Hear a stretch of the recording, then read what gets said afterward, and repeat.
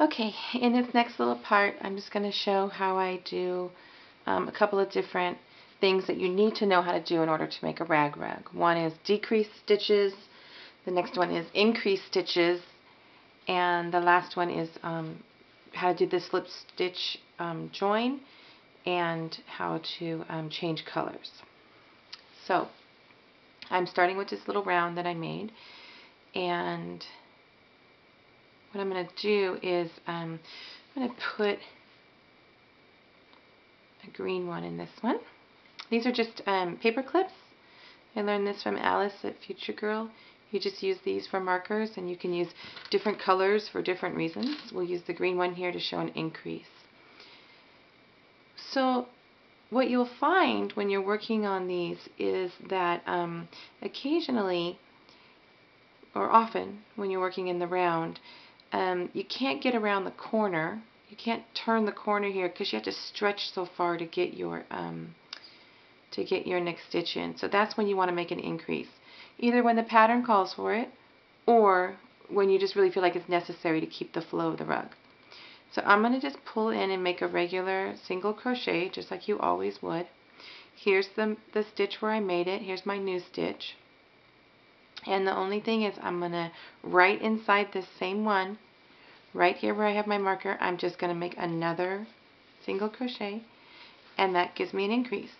It's an increase because where I used to have one stitch, one marker, one stitch, I now have this one and this one in the same spot. So when I come around on this one and this one, when I come around on my next round, you're going to see that I have two here where I used to have one, and that's my increase.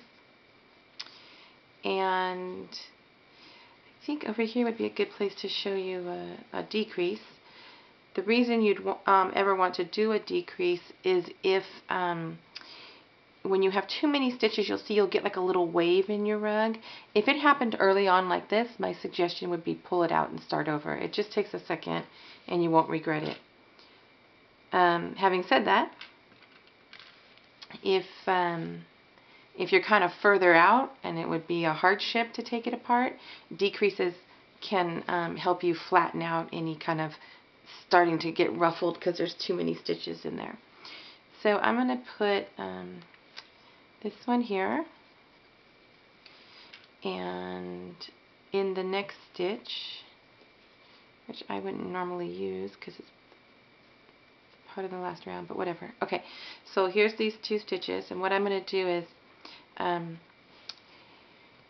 these two stitches are now going to become one stitch in my next round, and the way that I do that is I push through where the first green marker is, and I pull up, so I've got my two on a stick here, but instead of grabbing it and doing my single crochet the way I normally would, instead what I'm going to do is I'm going to push through where my next marker is. I'm going to push through and pull up again. So now you can see that I have three on a stick. And I'm going to grab and pull through all three pieces at once, and that gives me one stitch where I used to have these two stitches. One stitch where I used to have two stitches.